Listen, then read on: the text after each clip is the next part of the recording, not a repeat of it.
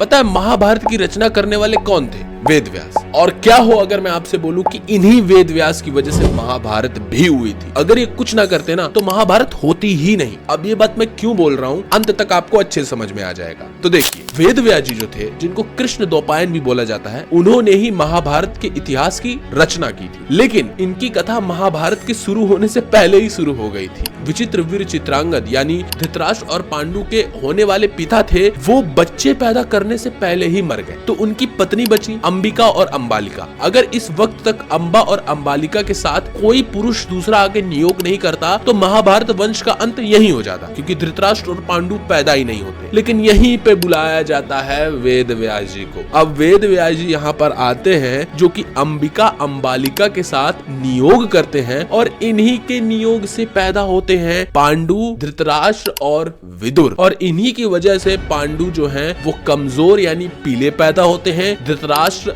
अंधे पैदा होते हैं और विदुर सबसे ज्यादा पावरफुल पैदा होते हैं, लेकिन वो दासी पुत्र होते हैं। अगर उस वक्त तक वेद व्यास जी को नहीं बुलाया जाता तो कोई और व्यक्ति आकर के इन लोगों के साथ नियोग प्रक्रिया करता, तो उनके नियोग प्रक्रिया से जो बेटे पैदा होते में भी वो बेटे शुद्ध पैदा होते, ना कोई अंधा होता ना कोई कमजोर होता। जो राजा बनता वो जस्टिस के हिसाब से राजा बनता। लेकिन वेद व्यास जी की वजह से ही एक अंधा पैदा हो गया, एक कमजोर पैदा हो गया, जिसकी वजह से इस राज्य में काफी कंफ्यूजन हो गई कि किसको राजा बनाना चाहिए किसको नहीं राजा बनाना चाहिए, जिसकी वजह से आगे फिर दुर्योधन और पांडव में लड़ाई शुरू हो जाती है। लेकिन क्यों वेद व्यास जी ने एक को अंधा बनाया और एक को कमजोर बनाया और एक को पावरफुल बनाया बट वो दासी पुत्र था, इसके बारे में मैंने अपने महाभारत सीरीज में बड़ी अच्छे से बात की है। कमेंट बॉक्स में आपको लिंक मिल जाएगा, जाके आप देख सकते हैं।